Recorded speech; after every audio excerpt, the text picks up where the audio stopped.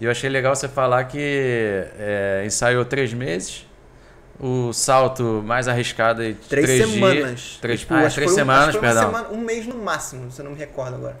E o salto 3 dias antes. Essa parada foi louca. E para quem assistiu que deu tudo certo, imagina que vocês estavam ensaiando desde que foi anunciado, sei lá, um ano antes. E aí é o que a gente fala, quando você olha pro palco, você não olha o bastidor. Nunca. E aí eu quero saber assim, é a realidade mesmo dentro da música, esse espaço curto, o que de fato 3 semanas é tão atípico ou é de fato um comportamento dentro do meio de vocês? Realmente as coisas são muito em cima ou esse caso foi atípico? Assim, tudo depende, né? Não existe uma regra. Você acha que quando o artista, ele é... Eu acho, tá? É uma parada que eu tenho visto na minha carreira inteira. Quando o artista, ele é novo, acho que tem uma preparação maior. Tem mais tempo de preparação tanto para o artista quanto para todo o elenco que tá ali. Quando o artista ele já está consolidado, aí eu acho que não. Porque o próprio artista não tem tanto tempo para ele se envolver nos próprios ensaios. No caso da Anitta, ainda tem uma parada que eu observei que, irmão, ela toma conta de quase tudo, assim, é uma parada absurda. É uma parada muito absurda, porque ela bota a mão dela em tudo. No figurino, no cenário, no acordo que fecha, sei lá, em tudo que ela puder botar a mão, ela vai botar a mão. Então, ela tem uma pressão muito maior do que eu acredito que metade dos outros artistas que eu já trabalhei na vida. Com isso, ela fica muito impossibilitada de participar de todos os ensaios. Então a gente ensaiou mais da metade dos ensaios sem ela. A gente só ensaiou, na verdade, a última semana com ela, que foi quando a gente foi ensaiar o ensaio geral, que já tinha o cenário, que já tinha tudo. E nessa semana ainda, se eu for falar desse negócio do giro que a gente fez, a gente começou a ensaiar na segunda-feira. Na quarta-feira, ela veio pra mim e falou assim, então, você sabe fazer as paradas? Eu falei, sei. Aí ela falou, então tá, então a gente vai fazer. Eu falei, tá bom. E aí, nesse dia, foi o primeiro dia que a gente tentou fazer uma coisa. O show era no sábado. Então, tipo assim, na quarta-feira, na semana geral, a gente foi ensaiar essa parada. Eu errei de primeira, né? Não teve essa parada de acertar, porque eu não sabia peso dela, tamanho, nada disso. Não sabia como que ia me conectar com ela. E aí, tipo, a gente ensaiou nessa quarta, ensaiou mais ou menos na quinta, na sexta-feira ainda fui pra casa dela depois pra ficar tacando ela pro alto várias vezes. Então, tipo, a galera não tem ideia. Não tem ideia, mas eu acho que hoje em dia, com o tempo que a galera tá, acho que tem sido cada vez mais curto esse período de preparação. E cara, é isso mesmo, tem que estar preparado. Pra quem quer ser dançarino profissional, quem quer trabalhar com isso, tem que estar preparado, porque é um bagulho muito rápido. Não tem como você ficar se questionando muito, não tem como ficar duvidando de si mesmo. Tipo, aceita e rala pro meio, sabe? Tipo, não tem como. E é o legal que receber você, que é o primeiro dançarino, a primeira pessoa nessa linha, é que por mais que se misturem os estilos, as carreiras, todos falam a mesma coisa. Faça o máximo, esteja preparado, porque você não sabe quando que a oportunidade vai chegar, de que forma ela vai chegar, o quanto que ela vai te exigir, né? Então, assim, o fato de você já ter feito, o fato de você estar em forma, estar sempre treinando, dançando, ativo, se desenvolvendo, faz com que você possa, em cima da hora, pegar um trabalho como esse, né? Pegar um desafio como esse, faltando 2, 3 dias, e ter êxito, né, na hora da execução. Isso é muito legal, você que está ligado aí. Pega esse código, então esteja preparado, faça sempre o seu melhor, amplifique as formas de fazer, amplifique conhecimento, enfim, dentro da tua área, entenda o máximo, né? Porque eu acho que é importante falar sempre que é o que eu penso, né? E o que eu venho vendo há muitos anos já. Não adianta você estudar somente o que você faz, né? Tipo, então, por exemplo, no meu caso, aí a gente vai entrar em outros lugares que eu acho muito importante a gente entrar.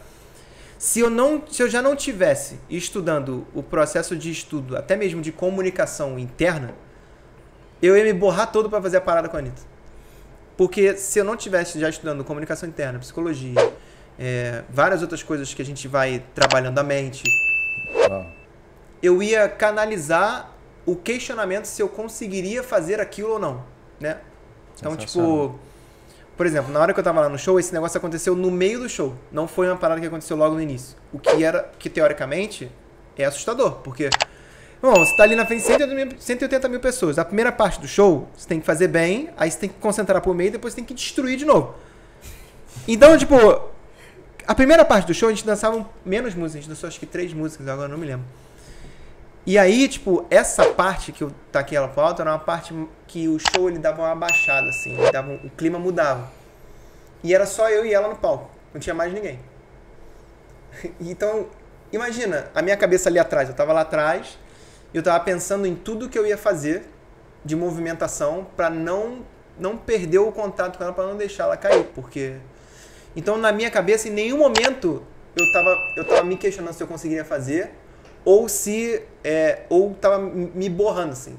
Ao contrário, eu tava sempre dizendo pra mim mesmo o tempo inteiro que ia rolar e que eu visualizava eu saindo do palco já depois de ter acontecido. Isso é muito forte. Então, assim, o poder que a gente tem de contar a história pra gente mesmo o tempo inteiro, e essa história que a gente conta, ela se torna verdade, é muito absurdo. Porque eu já tinha passado por uma parada com essa, em relação a isso em outros trabalhos.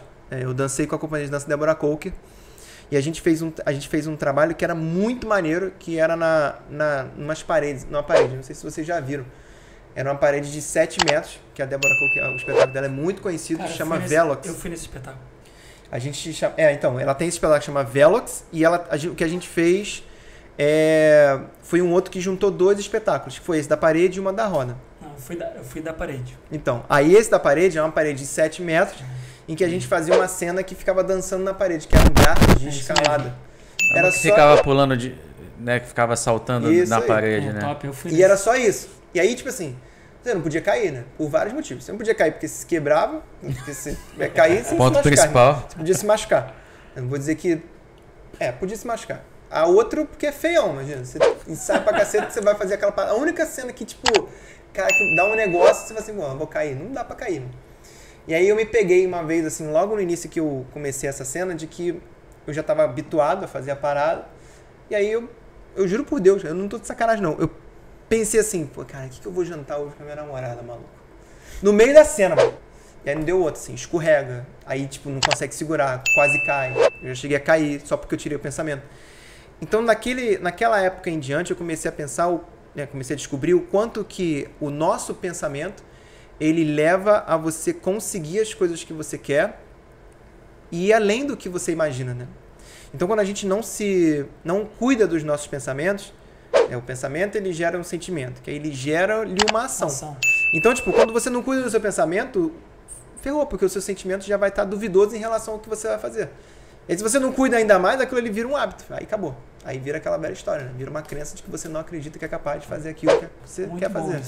Então, tipo, pela prática, eu falei, mano, não posso mais dar mole de pensar qualquer outra coisa enquanto eu estiver numa situação de uma cena de risco, assim, num nível que eu preciso de concentração. E aí nunca mais. Oi, coração! Ó, Lipe aqui. Você acabou de assistir corte daqui no Cela de Sucesso. Eu invadi aqui pra trazer uns segredinhos pra você que você não tá esperando. Você não tá entendendo o que aconteceu aqui.